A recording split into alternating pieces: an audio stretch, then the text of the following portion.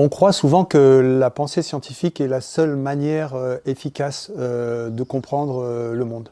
Il y a une autre manière de penser qu'on peut appeler pensée symbolique ou pensée analogique. On se rend compte aujourd'hui, si on s'intéresse à la manière de penser, que cette pensée scientifique, en fait, probablement nous conduit dans le mur. Cette pensée mécaniste, en fait, qui est la pensée scientifique, découpe. C'est une pensée du détail. C'est une pensée qui est extrêmement puissante parce qu'elle est prédictive. Je sais que si je lâche un objet par terre, je peux prédire dans combien de secondes elle va toucher le sol quand je mesure la distance. Ce côté prédictif est très puissant et nous a laissé penser. C'est le cas de le dire, que c'était la seule manière efficace d'être au monde. On en voit les fruits aujourd'hui avec cette hyper-technologie qui nous environne. Il ne s'agit pas de la jeter au panier, elle est extrêmement riche et je dirais, elle nous a créé un confort voilà, qui est très important dans notre vie. Mais cette autre manière de penser, qui est la pensée symbolique, est probablement une source de pensée à laquelle on doit s'intéresser parce qu'elle est source d'une autre manière de comprendre notre environnement et notamment le vivant. On a compris avec la science certains aspects du vivant.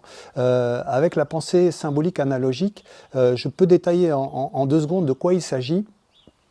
C'est une manière de penser qui va mettre en relation des éléments de notre environnement qui, a priori, n'ont rien à voir les uns avec les autres. Je prends un exemple.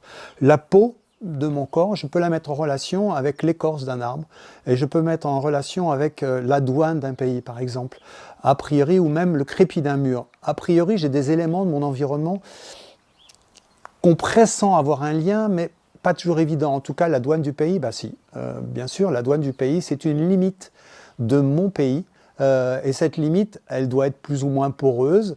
Il faut laisser entrer les étrangers, mais pas tous. On se pose des questions. De la même manière, la peau, elle est poreuse. Il faut qu'elle laisse entrer certains éléments, ou en tout cas sortir même, la sueur, etc. Certains éléments de mon corps et en relation avec mon environnement.